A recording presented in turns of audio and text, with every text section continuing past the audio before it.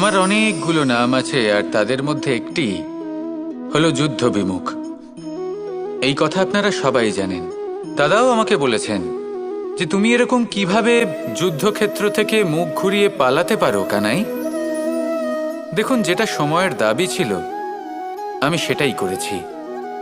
যদি আমি রণভূমি ত্যাগ করে না পালাতাম, তাহলে কে জানে কত সৈনিক নিজেদের প্রাণ হারাতেন, কে জানে কতগুলি পরিবার নিজেদের বাঁচার আশা হারাতেন, কে বলতে পারে হয়তো কত প্রাণী এই সংসার ত্যাগ করতেন। আর তাই কখনো কখনো যুদ্ধ বিমুখ হওয়াই শ্রেয়। কখনো জীবনের ক্ষেত্রেও এটা প্রযোজ্য। যদি দূরে চলে গেলে আপনার সম্ভাবনা বৃদ্ধি পায়, তাহলে দূরে চলে যান। দূরে চলে যান সেই সকল ব্যক্তিদের থেকে যারা কথায় কথায় আপনাকে অপমান করেন, আপনার নিন্দা করেন, আপনাকে বাধা দেওয়ার চেষ্টা করেন, আপনাকে ছোট করেন। কারণ তাদের সাথে থেকে, সেই সকল ব্যক্তিদের সাথে থাকলে যারা আপনার মূল্য বোঝেন না, আপনি নিজের আত্মসম্মান, নিজের আত্মবিশ্বাস, নিজের ব্যক্তিত্বকে নত করে ফেলবেন।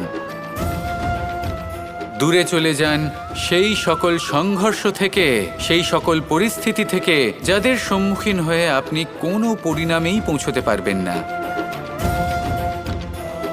যদি আপনি এইভাবে যুদ্ধ বিমুখ হয়ে উঠতে পারেন, যদি এই প্রবৃত্তি আপনি নিজের মধ্যে জাগ্রত করতে পারেন, তাহলে আপনার সামনে সেই যুদ্ধ চলে আসবে যাতে বিজয় লাভ করে আপনি নিজের অস্তিত্ব খুঁজে পাবেন। আর সেটাই হলো সবথেকে বড় জয়লাভ। আসুন আমার সাথে ভালোবেসে বলুন, রাধা রাধা। মানুষ একটা অত্যন্ত শ্রেষ্ঠ কর্ম করতে পারেন, সেটা হলো ভুলে যেতে পারা। আর সেটা বরদানের চেয়ে কম কিছু নয়। মানুষকে যখন কোনো কারণে নিজের প্রিয়জনদের থেকে দূরে যেতে হয়, তখন মনে দুঃখ জাগ্রত হয়। তিনি সেই দুঃখকে ভুলতে পারেন। কখনো কোনো সম্পর্ক থেকে যদি দুঃখ পেয়ে থাকেন, তখন সেই দুঃখকে ভুলতে পারেন। কিন্তু এই সংসারের প্রত্যেক আবেগ, প্রত্যেক বস্তু ভুলে যাওয়া উচিত নয়। বিশেষ করে আমাদের প্রিয়জন, আমাদের পরিবারের সদস্য। যখন এই সংসার থেকে ওনারা চলে যান, তখন যে সৎকর্ম ওনারা করেছেন, যে প্রেরণা ওনারা আমাদের প্রদান করেছেন, কখনো ভুলে যাওয়া উচিত নয়। যখন আপনি কোনো উঁচু স্থানে পৌঁছে যান, আপনি সাফল্য লাভ করেন, তখন সেই সকল বন্ধুদের ভোলা উচিত নয় যারা আপনার সাথে আরম্ভ থেকে ছিল, যারা সব সময় আপনাকে সাহায্য করেছে। আর সবথেকে গুরুত্বপূর্ণ কথা, আপনার বয়স যতই বৃদ্ধি পাক না কেন, মাতা পিতাকে কখনো ভুলবেন না। আপনি যতই বড় হন না কেন, আপনি তাদের সন্তানই থাকবেন। অভিজ্ঞতার দিক থেকে ওনাদের থেকে ছোটই থাকবেন। তাই সবসময় নিজের মাতা পিতাকে নিজের সাথে রাখুন, কখনো তাদের ভুলবেন না। সেই সকল ব্যক্তিদের ভুলে যাবেন না যারা দুঃখের দিনে আপনার সাথে ছিল, তবেই জীবনে সুখ পাবেন। আসুন আর আমার সাথে ভালোবেসে বলুন, রাধা রাধা। এই সংসারে সব থেকে বড় ব্যক্তি কে? আপনি বলবেন, এ কেমন ধরনের প্রশ্ন? কিন্তু এটা হলো সব থেকে উচিত প্রশ্ন। কেউ এর উত্তর দেবে যে সেই মহাপ্রতাপী রাজা, তিনি হলেন সব থেকে বড় ব্যক্তি, সেই বড় রাজনীতিবিদ, তিনিই সব থেকে বড় ব্যক্তি।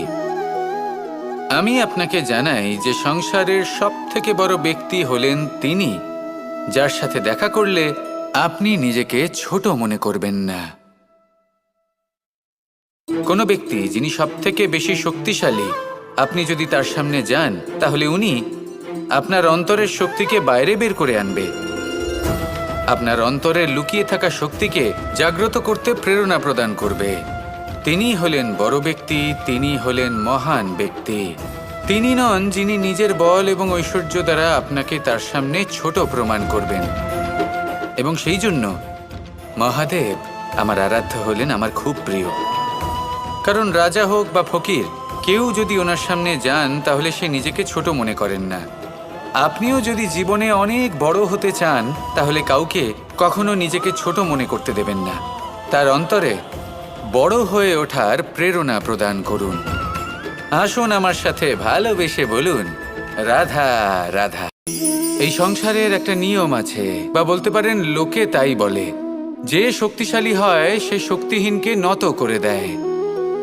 এমনটাই হয়, তাই না? আবশ্যক নয়, কখনো কখনো এমনও হয় একজন অসমর্থ ব্যক্তি সমর্থ ব্যক্তিকে নত করে দেন। এটা সম্ভব, এও হতে পারে। আর এটা তখন হতে পারে যখন তার মধ্যে ভালোবাসার শক্তি থাকে। ভালোবাসার শক্তি এই সংসারে সবথেকে বড় শক্তি হয়।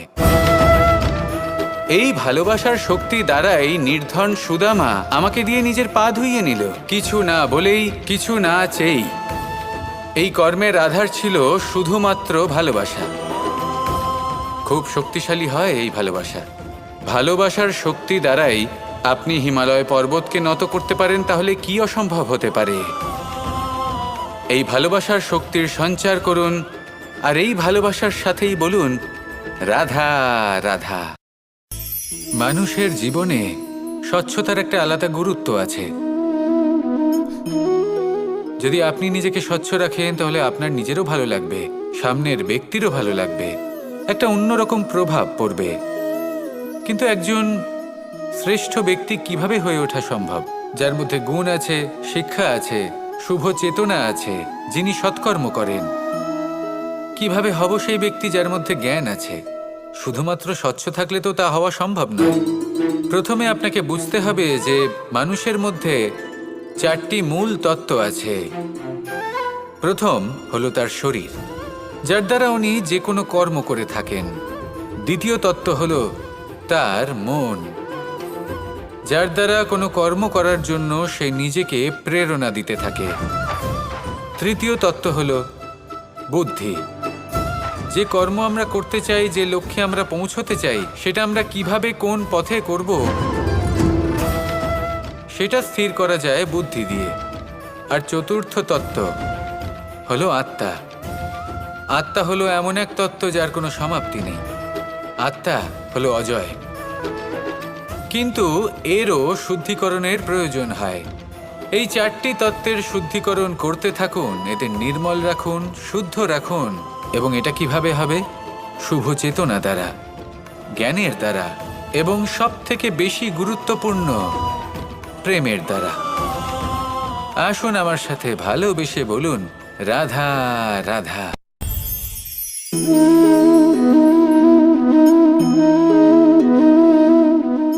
জল এই সংসারের সমস্ত প্রধান তত্ত্বের মধ্যে একটি। এই জল যে কোনো জ্বালা দূর করে, আগুনকে নিভিয়ে দেওয়ার ক্ষমতা রাখে, অবিরল অবিচলভাবে প্রবাহিত হতে পারে, একে কেউ বাধা দিতে পারে না। এর পথে বাধা সৃষ্টি করলে নিজের পথ নিজেই খুঁজে নেবে, বা সে নিজেই নিজের পথ বানিয়ে নেবে, কিন্তু কখনো থামবে না। এই জল হলো মহান, আর এর একটা মহান গুণ আছে, এর নিজস্ব কোনো রং নেই। কিন্তু যখন মেঘ থেকে বৃষ্টিরূপে পৃথিবীতে ঝরে পড়ে, তখন সমস্ত সংসারকে রঙিন করে তোলে। যেখানে খরা হয়েছে সেখানে শ্যামল করে তোলে। যে স্থান শ্যামল সেখানে ভিন্ন ভিন্ন প্রকারের পুষ্প ফুটিয়ে তোলে। এই জল, এই জলের মতন আমাদের হতে হবে। ওর যেমন কোনো রং নেই, আমাদেরও যেন কোনো অহংকার না থাকে। শুধু কর্মের এই ধারাতে বইতে থাকুন, এই সংসারের মঙ্গল করতে থাকুন, শ্রেষ্ঠ কর্ম করতে থাকুন। এই সংসারকে এটা বলার কোনো প্রয়োজন নেই যে আপনি কে।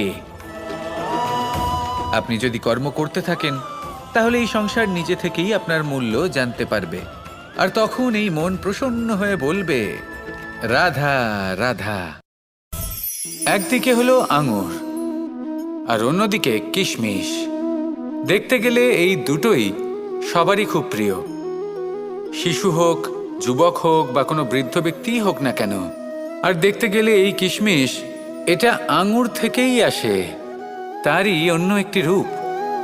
কিন্তু কখনো হাটে যান আর গিয়ে জিজ্ঞেস করুন যে এই কিশমিশ আর আঙুর, এই দুইয়ের মধ্যে অধিক মূল্য কার? আপনিও নিশ্চয়ই জানবেন যে কিশমিশের মূল্য আঙুরের থেকে অনেক গুণ বেশি। এবার এরকম কেন হয়? এর পেছনে কি কারণ থাকতে পারে? একদিকে হলো সেই আঙুর যা টাটকা অবস্থায় গাছ থেকে পেড়ে খাওয়া যায়, আর অন্যদিকে হলো কিশমিশ যাকে মাসের পর মাস রোদে ফেলে রাখা হয়। একদিকে আঙুর যা কিনা অত্যন্ত রসালো, আর কিশমিশে কোনো রসই নেই। একটি হলো অত্যন্ত কোমল এবং সুন্দর, অন্যটি অমসৃণ এবং তাতে বিন্দুমাত্র সৌন্দর্য নেই, তাও তার মূল্য বেশি। এইসব কেন হয়? এই কারণেই হয় কারণ সেই আঙুর অনেক মাস পর্যন্ত রোদ সহ্য করে থাকে, কষ্ট সহ্য করে থাকে, তবেই সেই আঙুর কিশমিশে পরিণত হয়। এবার জীবনের কড়া রোদ যাকে সহ্য করতে হয়, তার সাথেও এটাই হয়ে থাকে, তারও মূল্য আপনা থেকেই বৃদ্ধি পায়। আপনার জীবনে আপনার গুণ, আপনার প্রতিভা, তা অত্যন্ত গুরুত্বপূর্ণ। কিন্তু যখন আপনি অভিজ্ঞতা লাভ করেন, তখনই সেই অভিজ্ঞতা আপনার গুণ এবং প্রতিভাকে আরও অনেক বেশি শ্রেষ্ঠ করে তোলে। তাই জীবনের কঠোর রোদের মধ্যেও দাঁড়িয়ে থাকাটা শিখে নিন, সাহসের সাথে কঠিন পরিস্থিতির সম্মুখীন হওয়াটা শিখে নিন। ঠিক এইভাবেই অভিজ্ঞতা লাভ করতে হয়, আর এই অভিজ্ঞতা আপনার মূল্য বৃদ্ধি করতেই থাকবে, করতেই থাকবে। আর তখন এই মন প্রসন্ন হয়ে বলবে, রাধা রাধা। আমাদের সকলের জীবনেই দুই ধরনের ব্যক্তি থাকেন, বন্ধু এবং শত্রু। তারা হলেন আমাদের প্রিয় বন্ধু, যারা আমাদের জীবনে সবসময় আমাদের পাশে থাকেন। কখনো কখনো আমরা তাদের জন্য কিছুই করি না, তাও তারা আমাদের আনন্দ প্রদান করেন, ভালোবাসা প্রদান করেন। আর অন্যদিকে থাকে আমাদের শত্রু। দেখতে গেলে যখন আমরা জন্ম নিই, তখন কিন্তু আমাদের কোনো বন্ধু থাকে না, আমাদের কোনো শত্রুও থাকে না। কিন্তু যত ধীরে ধীরে আমরা জীবনে এগোতে থাকি, আমাদের বয়স বাড়তে থাকে, তখন আমাদের বন্ধু আর শত্রু এই দুইয়ের সংখ্যা বাড়তে থাকে। আর সেই সব কিছু নির্ভর করছে আমাদের কথার ওপর এবং আমাদের ব্যবহারের ওপর। এবারে আপনি যদি কোনো ব্যক্তিকে স্বাগত জানান উদার চিত্তে, ভালোবেসে, তাহলে সেই ব্যক্তি আপনার বন্ধু হবেই হবে।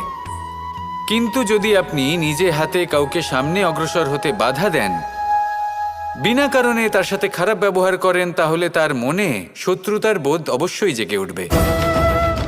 আর রইল বিষয় কথার, যদি আপনার কথা মধুর হয়, তাহলে সবাইকে আপনি আপন করে নিতে পারবেন। এই কথাই যদি কটু হয়, তাহলে আপনার আপনজনেরাও দূরে চলে যেতে পারে। তাই নিজের কথার ওপর সংযম রাখুন এবং নিজের আচরণ উদার করে তুলুন। জীবনে সুখে সুখ থাকবে। আসুন আমার সাথে ভালোবেসে বলুন, রাধা রাধা। এই সংসারে যখনই কোনো সমস্যা আসে, তখন আমরা আমাদের সব থেকে বড় সম্বলের কাছে আশ্রয় খুঁজি, তা হলো আমাদের বিশ্বাস। এবার প্রশ্ন হলো এটাই যে এই বিশ্বাস কার উপর করা যেতে পারে? পরিবারের ওপর, বন্ধুর ওপর, নাকি তাদের ওপর বিশ্বাস করা উচিত যাদেরকে আমরা কখনো সঙ্গ দিয়েছি? দেখুন, এই সংসারে বিপদের সম্মুখীন হলে কে আপনাকে সাহায্য করবে সেটা নির্বাচন করা আপনার হাতে নেই। সেটা সেই সকল ব্যক্তির উপর নির্ভরশীল যে তারা আপনাকে সাহায্য করবে নাকি করবে না। অর্থাৎ যখনই কোনো বিপদ আসে, সর্বপ্রথম তার সম্মুখীন আমাদের নিজেকেই হতে হয়, আর তার জন্য প্রস্তুত থাকা প্রয়োজনীয়। সেই শক্তি, সেই সাহস অর্জন করা প্রয়োজনীয়। দেখুন, যখনই অন্ধকার আসে, তখন সবার আগে কে আপনাকে ত্যাগ করে চলে যায়? আপনার নিজেরই ছায়া। এই অন্ধকারের সম্মুখীন হতে হয় অন্তরের প্রদীপের দ্বারা, অন্তরের আত্মা দ্বারা। তবেই আপনি অন্ধকারের ওপর জয়লাভ করতে পারবেন। সেই জন্য যে বিপদই আসুক না কেন, নিজেকে তার জন্য প্রস্তুত রাখা উচিত। সেই সাহস নিয়ে আসুন। এমন কোনো বিপদ নেই যা আপনাকে ভেঙে দিতে পারে। আসুন আমার সাথে ভালোবেসে বলুন, রাধা রাধা। এই সংসারে সব থেকে ভয়ানক এবং গভীর অন্ধকার কোনটা? সেটা যখন মেঘ সূর্যকে ঢেকে দেয় এবং সংসার অন্ধকারাচ্ছন্ন হয়ে ওঠে, নাকি তখন যখন সূর্যাস্তের সময় ঘনিয়ে আসে, সূর্য ঢলে যায় এবং এই সংসারে অন্ধকার ছেয়ে যায়, নাকি সেই অমাবস্যার রাত্রি যখন চতুর্দিকে ঘন অন্ধকার থাকে এবং চন্দ্রমার প্রকাশ কোথাও থাকে না। না, এই সংসারে সব থেকে বেশি ভয়ানক অন্ধকার হল মানসিকতার অন্ধকার। মানসিকতা খুব গভীর একটা বিষয়। এই মানসিকতাই সত্যের রূপ ধারণ করে এবং আমাদের এই মানসিকতা এবং বিবেকে একটা সূর্য থাকে। যদি আমরা এটা জীবন থেকে বের করে ফেলি, তাহলে নিরাশা, হতাশা, অসফলতা এর এমন এক ঘন অন্ধকারে আমরা ফেসে যাব যে তার থেকে বাইরে বের হওয়া প্রায় অসম্ভব ব্যাপার হয়ে দাঁড়াবে। বড়ই কঠিন হয় সেই সময়। সেই জন্য ইতিবাচক মনোভাব থাকা খুব প্রয়োজনীয়। এটা ভাববেন না যে এটা আমার সাথে কেন হলো, এই সমস্যা কেন এলো, ওই ব্যক্তি আমার সাথে এটা কেন করলেন। এটা ভাবুন যে আমি জীবনে যে পরিস্থিতিতে দাঁড়িয়ে আছি তার থেকে আমি ঠিক কিভাবে বাইরে বেরোতে পারবো। যতই ঘন অন্ধকার থাকুক না কেন, খুব ছোট একটা প্রদীপের প্রকাশ আমাদের পথপ্রদর্শক হয়ে দাঁড়াতে পারে। আর আমাদের জীবনে এই ছোট্ট একটা প্রকাশ হলো আশা। এই আশার একটি কিরণ আমাদের অত্যন্ত গাঢ় অন্ধকারেও পথ দেখাতে পারে। তাই এই আশাকে সবসময় মনে প্রজ্বলিত করে রাখুন। গাঢ় থেকে গাঢ় অন্ধকারের সাথে, কঠিন থেকে কঠিনতর সমস্যার সাথে লড়াই করুন, সামনে এগিয়ে চলুন আর আমার সাথে ভালোবেসে বলুন, রাধা রাধা। শত্রুতা। একজন মানুষ অন্য মানুষের সাথে শত্রুতা করে বসেন। দুজন ঘনিষ্ঠ বন্ধু। এমনও এক সময় আসতে পারে যখন এনারা একে অপরের শত্রু হয়ে ওঠেন। এর অনেকগুলো কারণ হতে পারে, কিন্তু মূল কারণ হলো আলোচনা। আগে হ্যাঁ, আপনি যদি কারোর বিষয়ে আলোচনা করেন তাহলে সে আপনার শত্রু হয়ে যেতে পারে। এবার মনে একটা প্রশ্ন আসতে পারে যে এটা কিভাবে সম্ভব হতে পারে। আলোচনা, এটা তো অত্যন্ত জরুরি। যদি আমি নিজের বন্ধুর খারাপ কাজের বিষয়ে আলোচনাই না করি তাহলে সে শুধরবে কি করে? এ কথা সত্যি যে আলোচনা আবশ্যক, কিন্তু তার থেকেও বেশি গুরুত্বপূর্ণ এবং আবশ্যক হলো আপনার এই সিদ্ধান্ত। সিদ্ধান্ত এটাই যে আপনার এই আলোচনা কোন স্থানে করবেন। যদি এটা সবার সামনে করবেন ভাবেন, তাহলে তা অপমানও হয়ে যেতে পারে। যদি এটা আলাদাভাবে করেন তাহলে তা পরামর্শ হয়ে যায়। অপমান কেউ স্বীকার করতে পারেন না, কিন্তু পরামর্শ সকলের ভালো লাগে। তাহলে যদি আপন কারোর জন্য ভালো কিছু চান, কাউকে শুধরে দিতে চান, আর আপনার মনে হয় আলোচনা আবশ্যক, তাহলে সর্বপ্রথম সময়, পরিস্থিতি আর স্থানের কথা মনে রাখবেন। নয়তো এই আলোচনা আপনাকে খুব ভোগাতে পারে। তাহলে আসুন আমার সাথে ভালোবেসে বলুন, রাধা রাধা। আপনার জীবনেও কি সমস্যা রয়েছে? অবশ্যই থাকবে। প্রত্যেকের জীবনেই সমস্যা থাকে। প্রত্যেক মানুষ জিজ্ঞাসাও করেন যে এই সমস্যা আসলে কি আর কেন আসে জীবনে।